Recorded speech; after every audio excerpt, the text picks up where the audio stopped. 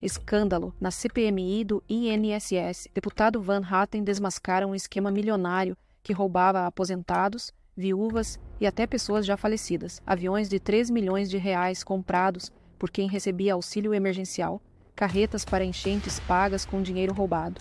E silêncio constrangedor do investigado Carlos Roberto diante das provas. Van Hatten pediu prisão em flagrante por falso testemunho dentro da CPMI. Um dos momentos mais explosivos da história recente do Congresso.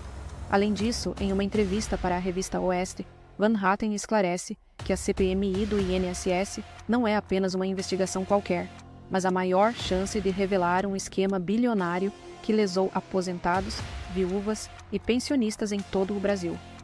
Segundo o deputado, durante os trabalhos da comissão já foram descobertos contratos fraudulentos de entidades ligadas à esquerda, dinheiro desviado que bancava aviões, mansões e até campanhas políticas, e um verdadeiro silêncio suspeito dos investigados, que preferem se calar a explicar para onde foi o dinheiro dos mais pobres. Van Hatten também explica que não se trata apenas de descontos indevidos no contra-cheque dos aposentados. Estamos diante de uma organização criminosa estruturada, com ramificações no judiciário, em ministérios e até em gabinetes de parlamentares. E vai além. Denuncia que tentaram abafar as prisões em flagrante dentro da própria CPMI, levantando a suspeita de que há gente graúda tentando blindar os chefes do esquema. Reserva o direito constitucional de permanecer em silêncio. Pois é, senhor presidente. Que um cidadão, Silas da Costa Vaz, que ele nem sabe dizer qual é o salário dele, membro, funcionário da entidade, que até 4 anos atrás recebia auxílio emergencial, virou dono de aviões avaliados em mais de 3 milhões de reais, que até agora há pouco, o doutor Carlos Roberto, no início, não sabia dizer, primeiro disse que nunca voou nesses aviões e agora reservou o direito de não responder objetivamente. Mais um que eu calei aqui na CPI, até, que pena, presidente, queria ouvir mais respostas.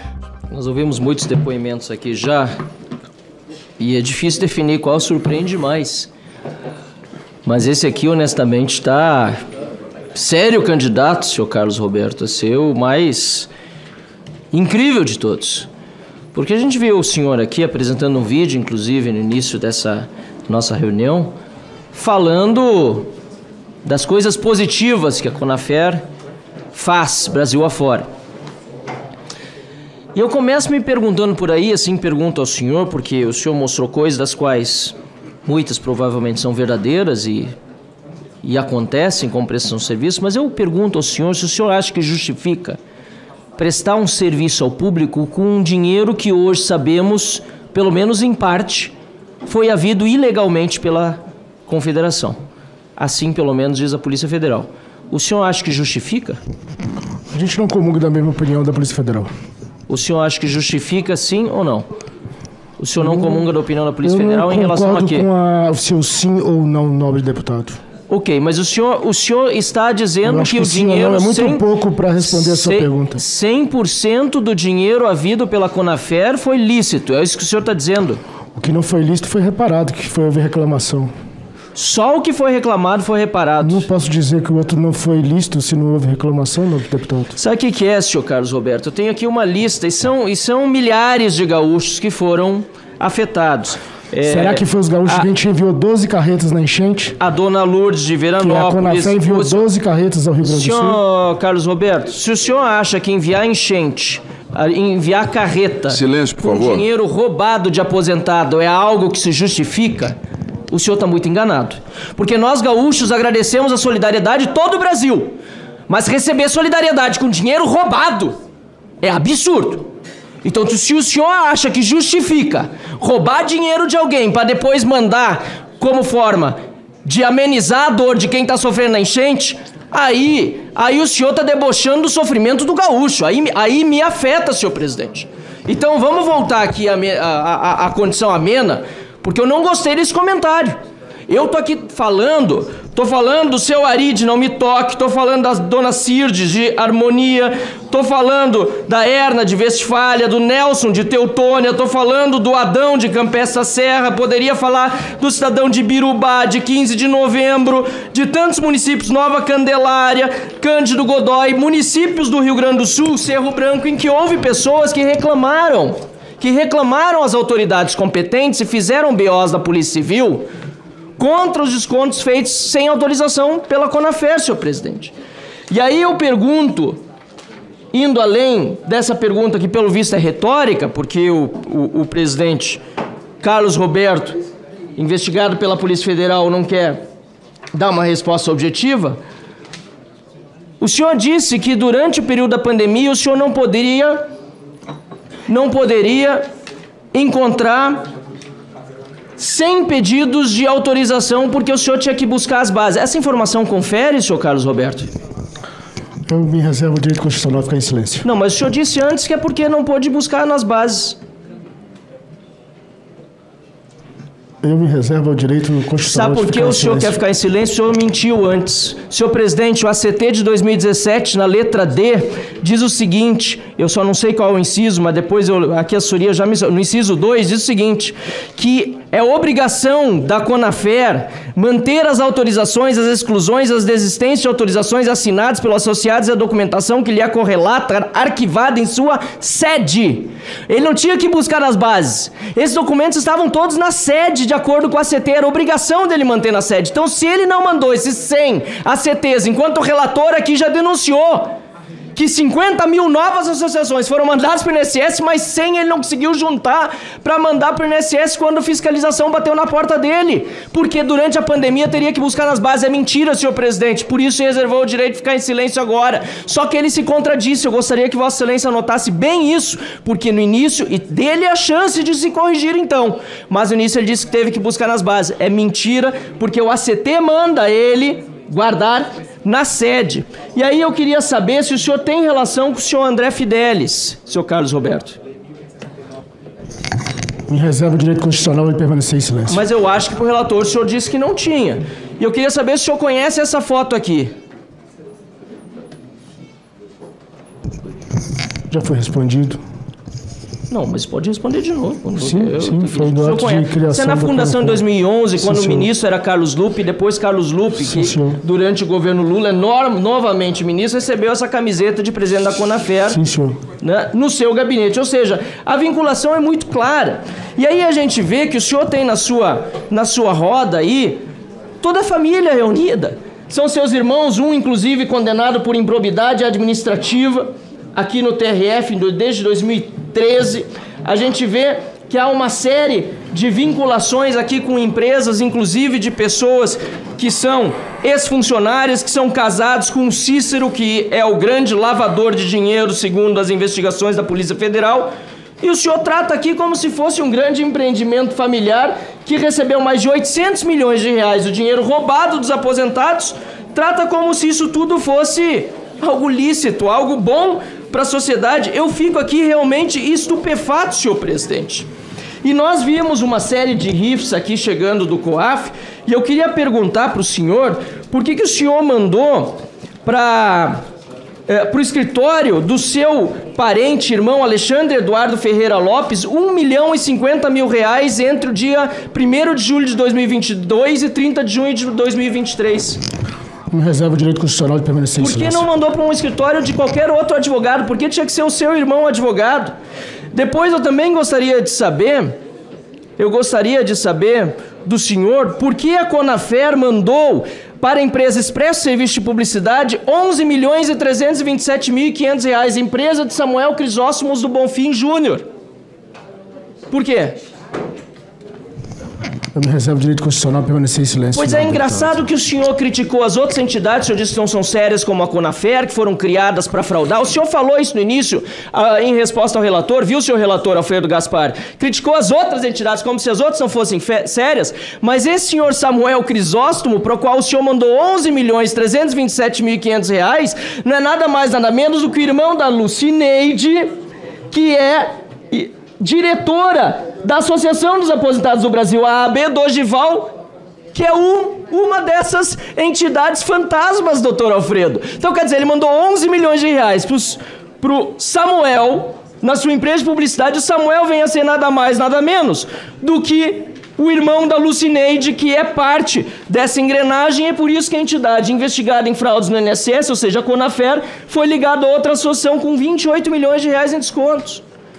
E tem várias coisas que não foram respondidas. Por exemplo, o senhor falou que contratou o tal do Zé do Peixe, né? Lá em outubro de 2020 até início de 2021, não foi isso? Pelo menos isso está na apresentação do senhor relator. Me socorra aqui a assessoria. Está aqui. Foi de outubro de 2020 até então de dezembro de 2021, certo? Me reserva o direito constitucional de permanecer em silêncio. Não, mas está aqui no contrato. Bom, o senhor vai ficar em silêncio, mas o senhor podia me responder se sabe que o senhor Zé do Peixe, nesse período, uma parte dele, mais de meio ano, foi assessor parlamentar aqui na Câmara dos Deputados. O senhor sabe disso? Me reserva o direito constitucional de permanecer em silêncio. Sabe, então o senhor não sabe que ele era assessor, não, o senhor não quer responder. E o senhor por acaso sabe de quem ele era assessor parlamentar durante esse período? Me reserva o direito constitucional de permanecer em silêncio. Pois é, senhor presidente. Aí tem uma loja de artesanato aqui, que ele disse que até queria instalar no exterior e que fez aqui. É caro o metro quadrado no aeroporto de Brasília, viu, senhor presidente? Para ter uma loja de artesanato. E a gente vê, inclusive, que um cidadão, Silas da Costa Vaz, que ele nem sabe dizer qual é o salário dele, membro, funcionário da entidade, que até 4 anos atrás recebia auxílio emergencial, virou dono de aviões avaliados em mais de 3 milhões de reais, que até agora há pouco, o doutor Carlos Roberto, no início, não sabia dizer, primeiro disse que nunca voou nesses aviões e agora reservou o direito de não responder objetivamente ao relator. Senhor presidente, essa história aqui, ela é tão absurda, mas tão absurda, só fica mais absurda porque até de defunto eles tentaram tirar dinheiro de desconto indevido. Senhor presidente, isso aqui é um descalabro. E eu falo aqui em homenagem, inclusive, aos gaúchos que sofreram nas enchentes, que foi mencionado aqui pelo senhor Carlos Roberto, porque além da enchente, ainda a desgraça de ser descontado o INSS. Quantos aposentados não perderam suas casas? Não perderam tudo, deficientes físicos, viúvas. E o senhor Carlos Roberto veio aqui dizer, mas nós mandamos carretas lá para o Rio Grande do Sul. Tá, mas carretas com dinheiro roubado dos aposentados gaúchos? É isso? Isso não se justifica, senhor presidente. Isso é um absurdo. Eu fico aqui, então, indignado com o que nós estamos vendo no dia de hoje e não resta a menor dúvida, eu estou aqui até perdido com tanto de papel que eu tenho na mão, mas não resta a menor dúvida que foi uma organização criminosa. Inclusive, senhor presidente, sim, tão criminosa foi que a empresa que forjou as assinaturas demonstradas aqui, senhor Alfredo Gaspar, o senhor mencionou isso muito bem, teve um dos seus funcionários como delator e o irmão do senhor Carlos Roberto, doutor Tiago, foi lá ameaçá-la de morte. Veja o tanto, e esgotou meu tempo, veja agora, senhor presidente, o tanto de crimes em série que foram cometidos. Senhor Carlos Roberto, lamento muito que o Brasil tenha passado por isso e que veja no senhor uma pessoa, mais um que eu calei aqui na CPI, até que pena, presidente, queria ouvir mais respostas, mas eu vejo que a população brasileira está muito convencida de que Carlos Roberto é mais um nessa farra do INSS que vai precisar pagar pelos crimes cometidos. Muito obrigado, senhor presidente. Muito obrigado. Eu gostaria de insistir, senhor presidente, com o apoio dos deputados, por 4 motivos, a prisão em flagrante do depoente por falso testemunho. Passo a enumerar. Primeiro disse que não recebeu ou enviou dinheiro a Cícero Marcelino e depois ficou muito claro que por mais de 100 milhões de reais passaram das contas da Conafer para as empresas do Cícero. Em segundo lugar, senhor presidente, porque ele disse que nunca teve nenhum relacionamento com Cícero, mesmo depois de ter sido revelado pelo relator Alfredo Gaspar que o depoente, o Cícero, possui uma relação empresarial na TB Holding Financeira S.A. O terceiro momento registrado, e foram mais, senhor presidente, mas faço questão de manter nos 4, foi quando ele disse desconhecer, o senhor Carlos Roberto, uma TED de R$400 mil para Sebastião dos Santos Rosa. Pior do que desconhecer, disse que não foi feita, quando os documentos demonstram que de fato aconteceu. E finalmente, senhor presidente, o depoente afirmou que conhecia os termos do ACT assinado em 2017, mas ao mesmo tempo insistiu na tese de que teve de buscar nas bases durante a pandemia 100 fichas de solicitação de filiação exigidas pelo INSS e por conta da situação pandêmica não pôde fazê-lo quando o ACT, que ele disse conhecer, disse que a guarda das fichas de filiação deve ser responsabilidade da própria entidade e mantidas na sede. Por esses 4 motivos, senhor presidente, requeiro a vossa excelência, com o apoio dos colegas parlamentares aqui presentes, a prisão em flagrante pelo crime de falso testemunho, conforme previsto no artigo 342 do Código Penal Brasileiro. Decreto a prisão em flagrante do depoente pelo crime de falso testemunho. Determino a Polícia Legislativa que proceda imediatamente à condução do preso, com todas as garantias constitucionais, comunicando-se à autoridade judicial competente. A gente viu aí que foi dado, durante a CPMI do INSS, foi dada voz de prisão para o braço direito do Careca do INSS por simplesmente mentir na cara dura ali para os parlamentares, né? Então ele claramente... falso testemunho na veia. Vocês mostraram ali pela quebra de sigilo que ele sacou simplesmente milhões de reais e ali na hora ele desconversou, falso testemunho para todo lado. A mesma coisa aconteceu na última sessão, em que também foi dada voz de prisão para o presidente da Conafer, também por mentir na cara dura para os parlamentares. E aí a gente vê, saiu uma matéria dizendo que o sócio do Careca do INSS foi solto por ordens superiores. Eu fico aqui imaginando, né, pelo visto o presidente da Conafer também, que ordens superiores são esses, deputado? A gente agora... É o quê? A voz de Deus que manda soltar, manda prender? Quem é que tem esse poder maior do que do Senado e da Câmara juntos? Que poder é esse? Olha, Marina, bom dia. Bom dia a você, bom dia a todos que estão acompanhando também online. As reuniões da Comissão Parlamentar Mista de Inquérito ainda até bastante tarde, ontem inclusive, era perto de 2 da manhã quando encerraram finalmente as atividades e com esse segundo pedido de prisão em flagrante. E uma pequena correção, você falou no final, no início você falou que foi o Careca que recebeu a ordem de prisão em flagrante, não tinha sido de fato o Rubens, o sócio do Careca, né, que recebeu a ordem de prisão em flagrante, até porque o Careca ele já está preso, né, está preso preventivamente agora pelo STF. A gente ficou bastante desconfiado do que aconteceu na primeira ordem de prisão, porque de fato não houve pagamento de fiança e a autoridade policial, até onde nós saibamos, não vai de iniciativa própria soltar uma pessoa acima do presidente da CPMI, dentro do Congresso, só o Davi Alcolumbre, presidente do Senado. Mas não há nenhuma confirmação também que tenha havido algum tipo de ingerência aí, apenas essa nossa suspeita de que algo possa ter havido. Algo que precisa ser investigado, que a gente está pedindo para que seja feito, e sobre a situação de hoje, pelo menos o que nós vimos é que houve o pagamento da fiança para que o segundo depoente preso pela CPMI, né, dessa vez o presidente da Conafer, o Paulo Lopes, né, Paulo Roberto Lopes, pelo menos nesse caso a gente viu que houve pagamento de fiança. E também houve o pedido de prisão preventiva do Paulo Roberto Lopes, porque tudo que ele apresentou ontem corrobora para a periculosidade do indivíduo, ele podendo ameaçar outras pessoas no curso do processo, inclusive seu irmão foi acusado de ter ameaçado de morte um dos delatores desse esquema todo, uma pessoa de dentro de uma das empresas contratadas, que foi contratada justamente para falsificar fichas de adesão de aposentados, para eles terem mais dinheiro para a empresa ou para lavanderia de dinheiro deles, né? E agora a gente vai acompanhar o desenrolar do caso.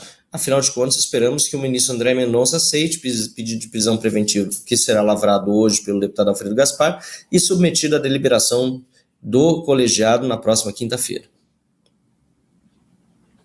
Deputado, bom dia. Como o senhor avalia a postura do governo diante da CPMI do INSS? Colaboração ou tentativa de encobrir as falhas e as fraudes? Olha, a gente tem visto que o governo Lula, né, está bastante omisso em várias partes da investigação, principalmente naquelas que vão acertar em cheio o núcleo duro do governo. A gente vê, por exemplo, que há uma resistência muito grande a tratar dos temas que ligam ao irmão do Lula, ao Frei Chico. A gente vê que houve uma defesa veemente do Carlos Lupe, ex-ministro da Previdência, na reunião passada. Então, a despeito do Carlos Lupe ter sido um ministro que foi demitido, ou se demitiu na esteira da operação, ele continua com a defesa do governo Lula. E agora, mais recentemente, na semana passada, a gente viu que os membros do governo Lula, pela primeira vez, conseguiram vencer uma votação de um requerimento, justamente um requerimento que faria investigação, ou que proporia que nós investigássemos uma empresa de turismo chamada Orleans, de São Bernardo do Campo, que é a terra do Lula, É uma empresa que tem carros de luxo, né? Não sei para que uma empresa de turismo que vende passagens vai ter carros de luxo, Porsche, etc. E também nós tivemos a participação negativa do governo na votação de uma convocação de um ex-assessor do senador Weverton, que é do PDT do Maranhão, e que teria esse ex-assessor em seu nome um carro de luxo também obtido, segundo a Polícia Federal, com dinheiro do ilícito feito contra os aposentados. Então, a votação da base do governo, principalmente do PT, e aqui eu falo do Rio Grande do Sul em especial, dois nomes, né, o deputado Paulo Pimenta e o senador Paulo Paim. Os dois do PT, o Paulo Paim, que se diz grande defensor dos aposentados, votou contra a investigação mais aprofundada. A gente vê que o governo tem receio, tem medo, sabe que vai chegar em figuras centrais, mas a gente não tem medo, a gente não tem receio, a gente vai continuar fazendo a investigação e os dados que nós já temos a despeito dessas duas rejeições dos requerimentos já são suficientes para a gente investigar tudo. Deputado, o presidente da comissão, o senador Carlos Viana, ele está cogitando apresentar um projeto de lei que impeça o STF de dar habeas corpus para os investigados não falem na comissão, porque isso provavelmente deve estar impedindo o andamento, né, dos trabalhos na comissão. O senhor acredita que o STF pode estar, de algum modo, dando esses habeas corpus, impedindo que a verdade seja exposta? É interessante, viu? Porque nós temos diferentes tipos de decisões, a depender do ministro em quem cai o pedido de habeas corpus, e pode cair hoje em qualquer um. O ministro André Mendonça é o relator do processo, mas quando há um pedido de habeas corpus, já caiu com o Fux, já caiu com o com Gilmar Mendes, já caiu sim, já caiu com o próprio André Mendonça. O que é importante a gente notar, as CPIs, em geral, têm pedidos de habeas corpus já há muitos anos, e isso não é novidade nessa CPI que os investigados não possam falar. A novidade, ou melhor, que possam deixar de vir ou até deixar de falar. A novidade é que agora nós estamos realmente propondo uma alteração legislativa e o senador Carlos Viana foi muito feliz nessa proposta. Tem pontos ainda para aprimorar, a gente está avaliando o projeto, mas a CPI tem condição realmente de avaliar um projeto desse, aprovar, submeter ao plenário da comissão e depois ao plenário das duas casas, o Senado e da Câmara, para regulamentar esse tipo de atividade. Nesse caso, se eu não estou enganado, inclusive seria submetido ao plenário do Congresso Nacional, que é Senado e Câmara reunidos. Tem que parar essa história do depoente vir até a CPMI e simplesmente calar sobre tudo. Uma coisa é ter o direito constitucional ao silêncio preservado para não se autoincriminar. Outra coisa é não contribuir de forma nenhuma para as investigações, inclusive sobre informações que são públicas e absolutamente verificáveis. Acho que a CPI, de outro lado, também tem dado o exemplo ao dar voz de prisão em flagrante para aqueles depoentes que estão mentindo, que estão dando falso testemunho, porque quando há um falso testemunho explícito, de acordo com a legislação brasileira, é possível sim dar a voz de prisão em flagrante. E ontem eu mesmo enumerei 4 momentos em que o depoente Carlos Lopes tinha mentido na cara dura para a comissão, e assim, a partir desse pedido que foi secundado, ou seja, apoiado por outros deputados e senadores, o senador Carlos Viana decidiu também dar voz de prisão e prender o Carlos Lopes. Independentemente se ele fique muito tempo e não ficou preso, pelo menos é uma forma de a gente demonstrar para a sociedade que, no que depender da CPMI, o trabalho vai ser sério e não haverá falta de punição a ninguém. Bom dia, deputado, tudo bem? Prazer falar contigo.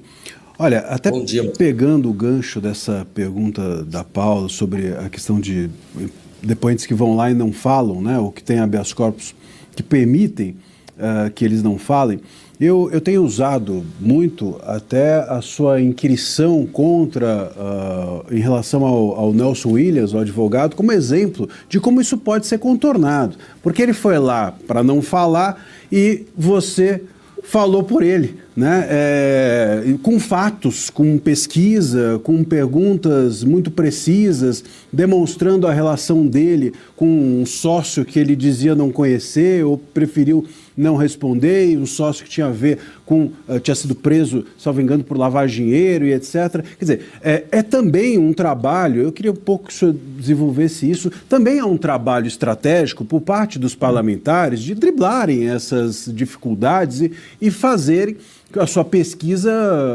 imperar sobre o silêncio, digamos assim, dos depoentes. Queria um pouco que o senhor dissesse sobre esse trabalho que me parece muito estratégico de sua parte, sobretudo nessa condução em relação ao Nelson Williams, e nessa esteira também perguntar, o senhor fez uma pergunta, se ele tinha ou conhecia se havia alguma relação entre ele e o Zé Dirceu, e eu pergunto ao senhor se o senhor descobriu qual é a relação dele com o Zé Dirceu depois disso. Olha, Marcília, se tem de fato, ou melhor, até que ponto essa relação ela importou para o sucesso, entre aspas, dele, a gente não sabe ainda. Mas a expressão dele no momento em que foi perguntado sobre José Dirceu e o fato de que já nas perguntas do relator, que é o primeiro a fazer a inquirição, ele ter decidido silenciar a partir do momento em que José Dirceu foi citado, demonstra que tem alguma coisa ali. E eu acho que essa é a beleza desse formato da CPI, né? De inquirição ali, e para nós, deputados, que não temos tempo livre como relator, é ainda mais desafiador, porque nós temos só 10 minutos, e dentro desses 10 minutos de pergunta e resposta ainda corre o nosso tempo enquanto o depoente responde.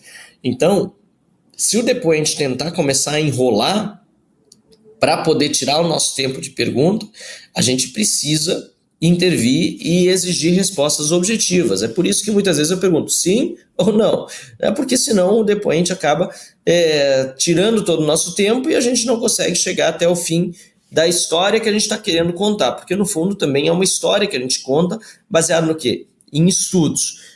E isso é muito importante. Quem participa de CPI precisa estudar muito cada caso. Eu nem conhecia Nelson Williams, admito, antes, talvez tenha visto em alguma rede social, alguma coisa, porque ele é famoso, mas eu confesso que não conhecia, muito menos sabia o seu grau de envolvimento criminoso de acordo com aquilo que diz a Polícia Federal nos seus relatórios. Agora, no momento em que ele foi convocado a vir, obviamente que eu passei a estudei todos os processos em que ele figurava, nesse caso do roubo dos aposentados, e eu vi uma linha muito clara ali de ação dele, junto com sócios que participaram, segundo a Polícia Federal, de uma grande lavanderia de dinheiro, do dinheiro roubado. E aí a grande pergunta viu, Marcília, para onde que ia esse dinheiro lá na ponta? Quem eram os chefões? Porque que essas pessoas, segundo a Polícia Federal, ficaram ricas com todo esse dinheiro, isso é inegável. Carros de luxo, adegas de vinho, relógios, joias, casas, mansões e assim por diante.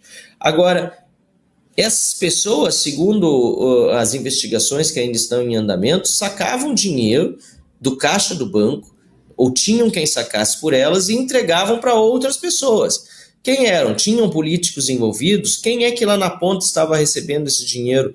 E quem permitia que toda essa roubalheira acontecesse dentro do governo Lula, sem que fosse parado, apesar do Ministério Público já ter começado a investigação junto com a CGU, junto com a DPU, desde 2023, inclusive com membros do governo dentro desses grupos de trabalho. Esses membros do governo estavam dentro do grupo de trabalho para combater a corrupção, ou para informar os corruptos do andamento das investigações para tentar evitar que elas chegassem em quem elas devem chegar. Essas perguntas ainda serão respondidas. A CPI ela vai durar até março do ano que vem, né? Então é uma CPI que tem prazo bastante estendido, tem deputados, tem senadores, e eu tenho visto um excelente resultado e muitas pessoas aplaudindo o nosso trabalho nas ruas, porque tem visto que nós não estamos para brincadeira e essa CPI, de fato, ela está apontando para o Brasil quem que roubou dos aposentados nesse momento, e vai chegar também a quem são os maiores beneficiários, eu não tenho a menor dúvida disso.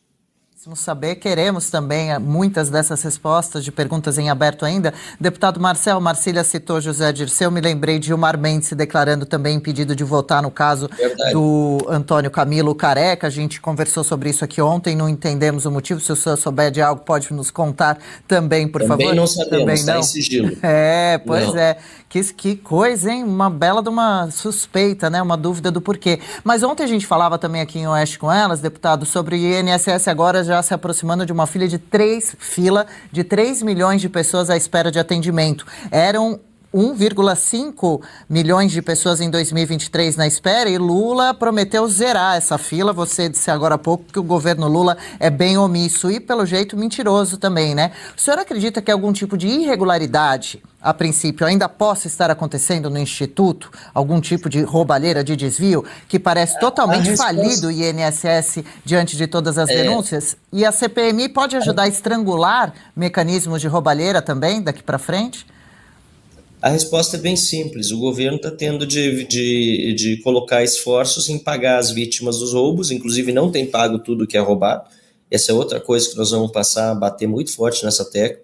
Muitas pessoas estão mandando os extratos dos pagamentos feitos pelo governo Lula e muitas vezes não paga nem 10% daquilo que a pessoa viu que foi roubado. E ele está precisando se esforçar em pagar o passado, ou seja, pagar as vítimas do roubo, está se esforçando em identificar também elas. Tudo isso dá trabalho e, obviamente, isso significa que funcionários do INSS que trabalhavam para identificar as pessoas que estavam na fila para conceder novos benefícios estão sendo desviados para esse outro trabalho. Isso é simples. Esse é um dos grandes motivos do drama do aumento da fila no INSS. E nós vamos conviver com esse drama por mais tempo. Então, Lula vai ser mais uma promessa não cumprida.